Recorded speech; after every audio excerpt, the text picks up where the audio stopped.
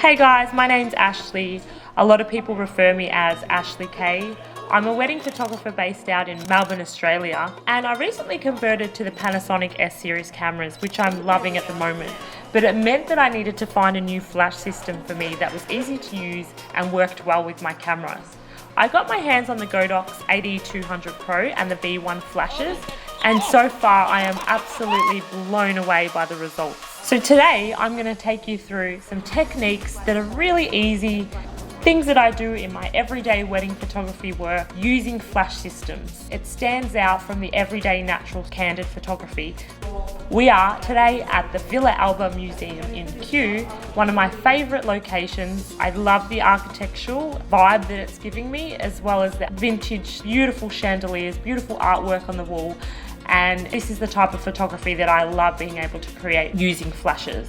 So, we have the first setup here. I've just taken a walk around Villa Alba and I've noticed this beautiful archway, which I love. It's a doorway just inside Villa Alba. And I thought this is a great opportunity for me to set up my bride, and I can see a small pocket of natural light on the right-hand side of the image where I can place the groom.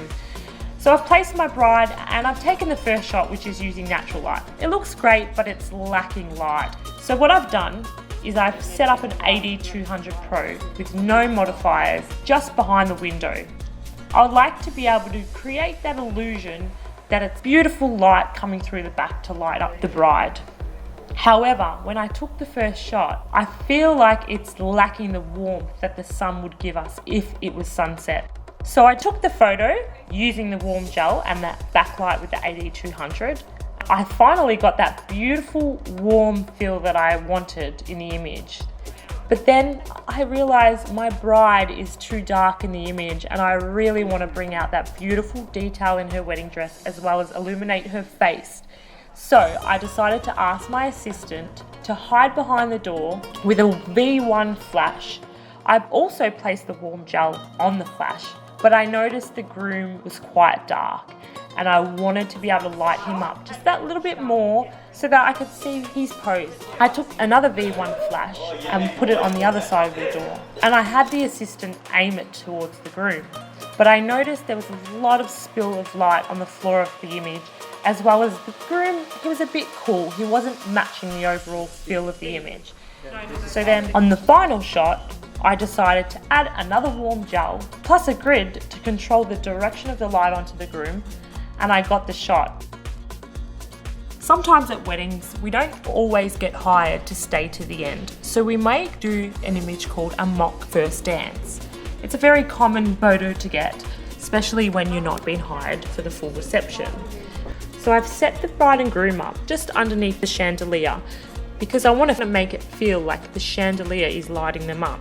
I took my first shot using natural light and I realized it does look great, but I could do so much more to this image if I just put a flash behind them.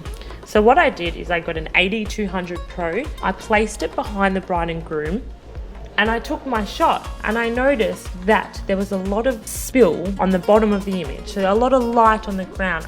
So I placed a grid on the AD200 and I was so much more happier because I just had the bride and groom lit up. But I noticed that the chandelier was quite cool and I wanted to get that warm tone that I had in the first image. So what I did is I put a warm gel on the AD200 as well as the grid to control the spill of the light from spreading. It gives the audience the feel that it's the chandelier lining up the bride and groom, not the flash. Once I got that shot, I thought, how can I make this shot even better? And that's when I asked my groom to dip the bride in a dance pose. It brings a little bit more fun and personality to the image.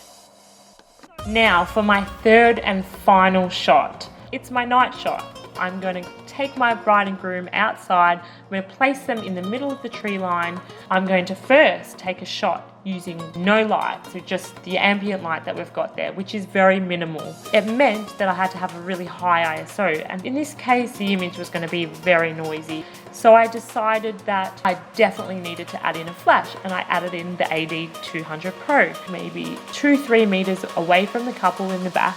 But how about we warm it up so we can just make it look like that little slither of sun in the background is creating that warm temperature that we wanted in the image. So I popped on that warm gel and then I got the shot. But then if you can see on the bottom of the image, you can see all this light spill again, and it's a lot more than any of the shots that I've taken today. It's just very distracting. So again, I took out my AK-R1 modifiers, which come in so handy. I thought, let's try a barn door to really get that direction straight onto the bride and the groom and not on the bottom of the image. The overall image was warm to match that little bit of sunlight coming back in the background, and the image looked great. It's time to get a little bit of fun and happiness into the image, and I had a couple of bottles of champagne in the car, and I thought, how cool if we shake up the bottle and we open that bottle and then we get a massive explosion of champagne everywhere. So what I did is I took the barn doors off in this case because I wanted as much light as I can to be able to capture and light up all the champagne that was going to go everywhere, the big massive explosion of champagne. That was the final image that I loved. Using flashes will 100% set you aside from other photographers. It's really easy once you get the hang of it. The Godox flashes are so portable as well, so all you have to do is stick one in your camera bag, and whenever you feel like you want to create something different, just pull it out, pop it on, have an AK-R1 in your bag, have some modifiers, play around and create some images that you're going to be proud of. Thank you so much for listening.